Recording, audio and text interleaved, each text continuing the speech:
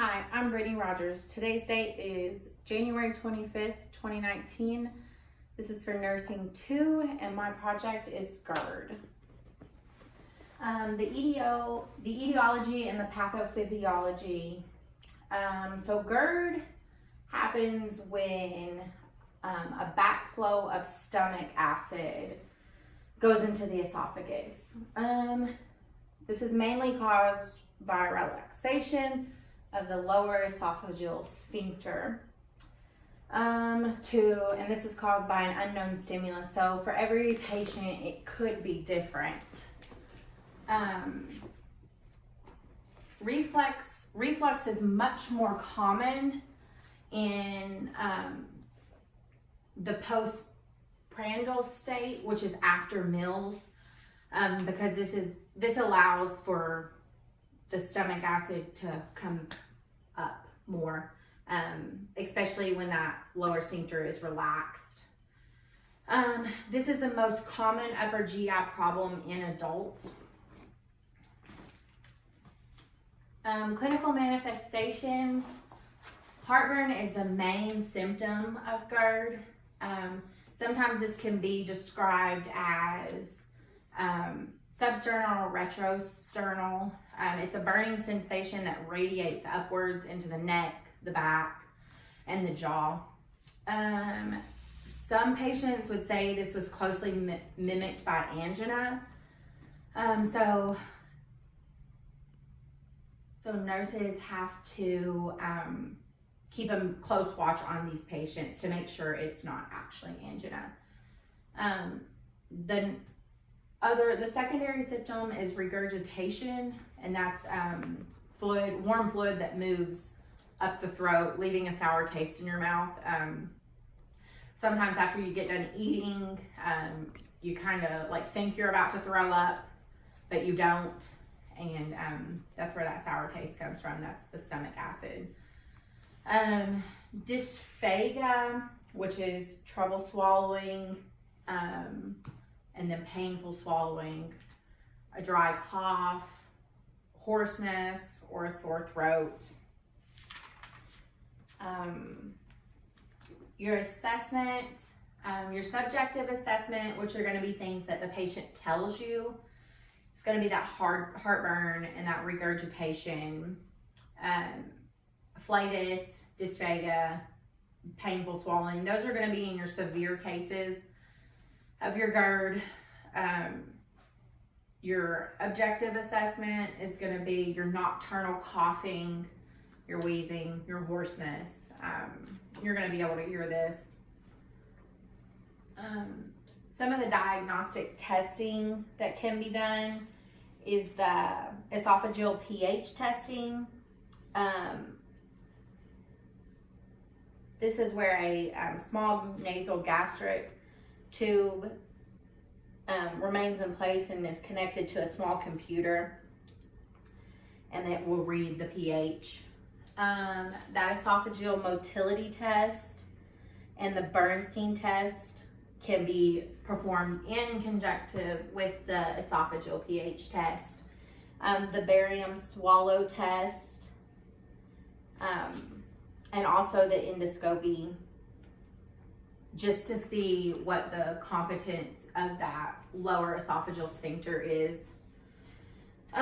Your medical management for your mild cases, you're gonna avoid problem foods and beverages. These are gonna be like your really spicy hot foods, or just foods that have a lot of spice in them. Your fatty foods, your caffeinated beverages or your carbonated beverages. If they're a smoker, stop smoking, or try to stop smoking. You're going to elevate the head of the bed at night. Weight loss, if needed. Some heavier patients, the belly fat will push up on that esophagus, so it makes it easier to regurgitate. You're going to treat this in the mild cases with antacids. That's going to be your Zantac. H2 receptor antagonist. That's going to be your Tagamet. Severe and frequent episodes, you're going to do the same things as the mild cases, but you're also going to use the PPIs, which are the proton pump inhibitors. This is going to be Prilosec. Your anti-ulcers, it's going to be your Carafate, and your pro-motility agents, that's going to be your Reglan.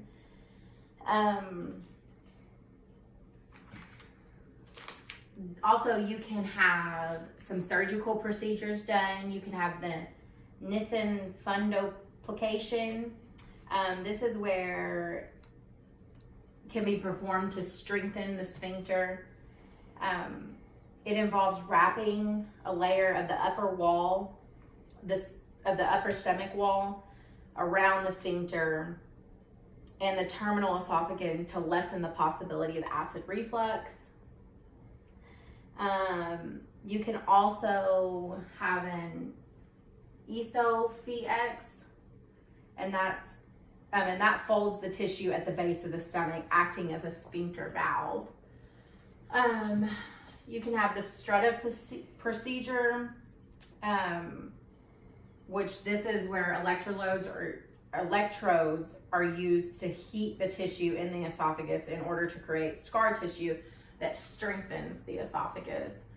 And another procedure you can have is the Lynx. And this consists of a band of titanium beads with magnetic cores that, when implanted around the lower esophageal sphincter, it strengthens it by closing the sphincter when necessary.